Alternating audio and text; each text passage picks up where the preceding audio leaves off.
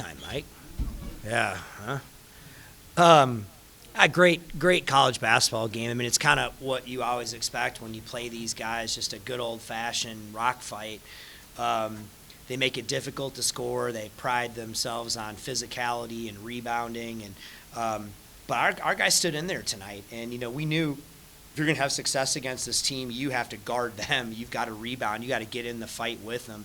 And our guys did that. I thought we really scrapped and clawed and probably needed to have a little bit better plan on offense, but it's hard against these guys. That's why it's what they do. But, man, the tenacity of our guys on the glass, I think we had 5 offensive rebounds in, like, the last 6 minutes, and we had to have them tonight.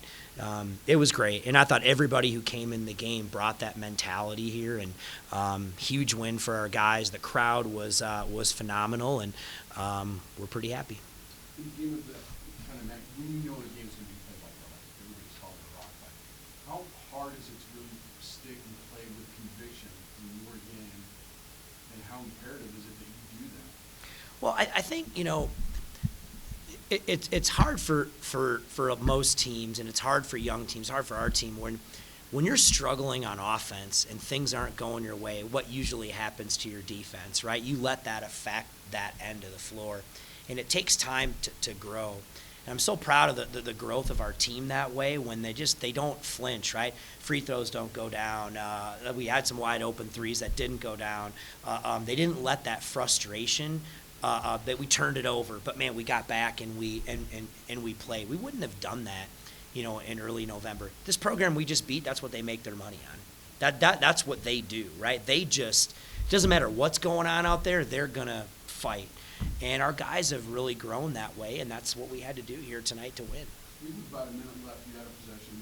You ended up getting 2 offensive rebounds, and it also leads to you hitting 4 straight free throws, which wasn't so easy in this game tonight. Those are the plays that kind of get overlooked at times, aren't they? But those are the plays that win games. I don't get overlooked by me. You know what I mean? When the film session tomorrow, it's just like that's what you got to do. Got to find ways to win games. And if you want to have a chance to compete at the top of the league, you got to win them in every way. And these guys, I just heard them. They just said it. If you don't turn the ball over and you play good defense and you battle on the glass, you're going to give yourselves an opportunity to win. And then you got to make a couple plays, and we just made a few more than they did. Offensive glass, so a bunch of footballs tonight, you had a bunch in Albuquerque the other night. Is it a mentality shift? Where's that coming from? What's interesting is early in the year in the fall, we kind of messed around. We wanted to be better on the offensive glass this year. We thought, offensively we'd have to, I don't want to say challenge, but it would be, work in progress. So we needed to find ways to get extra possessions. It just didn't show up, right? But if you look at just league-only stats, so forget about that. If you just look at conference-only stats, we're close to about the, middle of the pack, offensive rebounding. And, man, after these last 2 nights, we're like Houston now, right? I'm joking, I say that. But I do. I think we're getting more and more comfortable doing that without really giving up as much in transition and finding our opportunities to get on the glass. But I think that's something we're going to have to continue to get better at and find ways to get more possessions. Maybe got a couple sort times. We've had foul trouble these last couple of games. What can you say, though, about his ability to, go to the bench for a long stretch and then immediately come back in and be firing?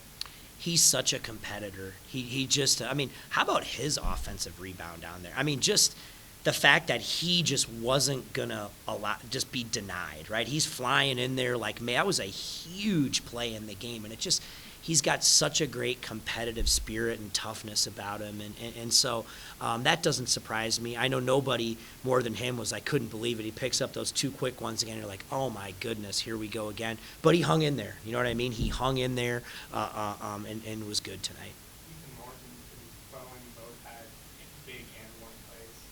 What does that do to Spike, especially when you're getting that kind of effort in the rotation? Yeah, I thought those guys played with a lot of heart on that way. I just thought Ethan had the heart of a lion tonight. He's battling bigger guy in there. I just thought he had a great spirit and tenacity about him that was kind of infectious. He got into the scrum, and I think he just kind of set the tone for how we were going to have to be successful tonight, and just really, really proud of him. I think Niko was scoreless until a little over 6 minutes to go in the first half, and then he rattles off 11 points before halftime, and then obviously keeps it going in the second. Just when he's able to finally get it going, I mean, just how important was that on a night where, let's talk about so often, it was every basket was hard to come by? Listen, everybody's going to talk about, they talk about coaches. Listen, he's a great player. You know what I mean? And he stepped up and made plays. I mean, it's just like it wasn't anything other than just him being a great player and finding ways to make plays and big shots, and that's how you win games, And so I thought that was absolutely huge for us. We needed it, but I mean, he was just a beast on the glass too. I mean, I just thought when we needed to like hold them to one shot, that I thought early in the first half, right, they had that stretch where they're getting a bunch of offensive rebounds, but I thought we shut a lot of that down there later in the half, and I thought we controlled the glass there in that last 10 minutes. What does it say about his maturity? Because I mean, the last 2 games is 1 of 11 from 3. Mhm. Comes out, he's hot tonight.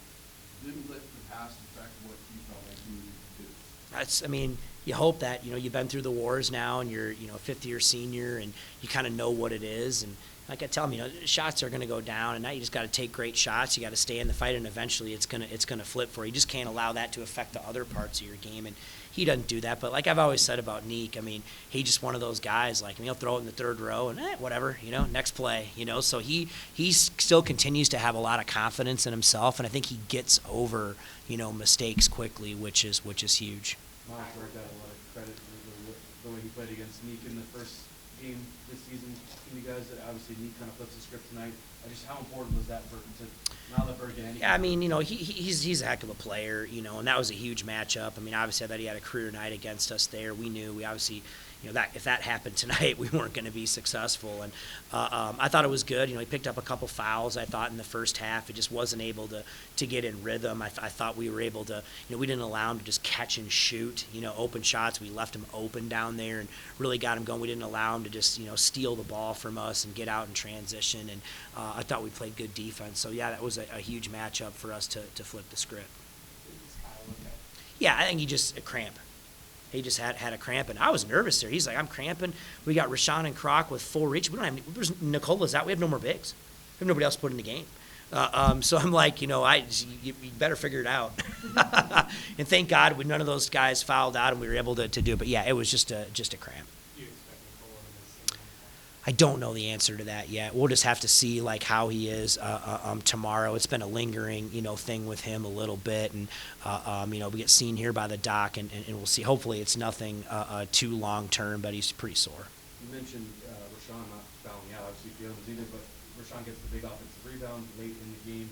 I mean, just how much of a growth point is that for him? Because maybe earlier in his career he does foul out of this game early. Yeah, I mean, that's been our team this year if you've watched us. I mean, just their mentality shift and their togetherness and tough. It's just been – I'm enjoying this group so much. I just think they're giving us everything, that they have. And we just got to stay with it. And like I always said, we got to get over this game. Tough loss the other night, huge win tonight. We got to go to Logan Tuesday. So we got to come back tomorrow and watch film and practice and flush it. We got to go ready to play a great team tomorrow in an equally tough environment to go play. So win or lose, we got to get over it and get ready to rock on Tuesday. Like you said, Ethan was playing like a dog tonight, but what can you say about being able to also battle back and hit those light bulbs off the glass, all free throws? Oh, it was huge. I mean, I just thought he played with tremendous spirit, knocked down free throws.